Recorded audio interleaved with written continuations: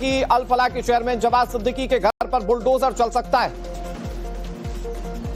इंदौर के महू में जावेद सिद्दीकी का घर है। महू छावनी परिषद ने बुलडोजर एक्शन की तैयारी कर ली है। अवैध निर्माण के लिए नोटिस दे दिया गया है। फरीदाबाद की अल फलाह यूनिवर्सिटी के चेयरमैन जवाद सिद्दीकी पर प्रशासन शिकंजा कसने जा रहा है। महू स्थित मकान तोड़ने की तैयारी की जा रही है। दिल्ली कार ब्लास्ट में आतंकवादियों का कनेक्शन अल फलाह यूनिवर्सिटी से सामने आया। यूनिवर्सिटी से कनेक्शन था तो उसके मालिक तक बात पहुंची।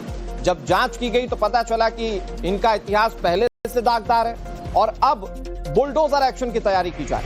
महू छावनी परिषद में प्रशासन की ओर से तैयारी कर ली गई है कि वहां बुलडोजर चल सकता है। जवाद सिद्दीकी के घर पर बुलडोजर चल सकता है।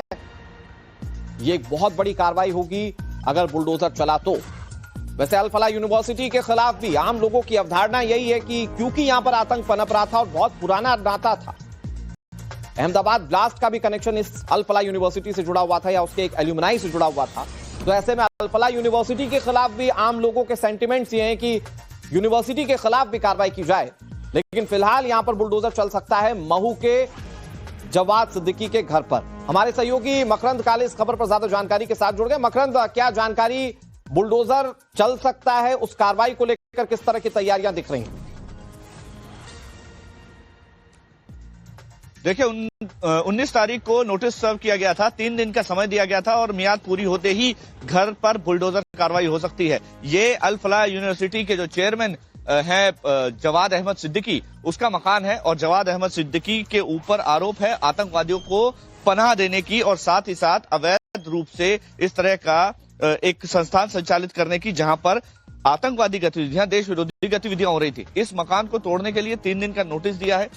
ये जो पूरा इलाका है ये महू के कैंट का पूरा क्षेत्र आता है और इसीलिए अवैध निर्माण को लेकर के पहले भी इस घर को नोटिस दिए जा चुके हैं। यहाँ पर मैं तस्वीरें दिखाना चाहूंगा। 4 मंजिला मकान है।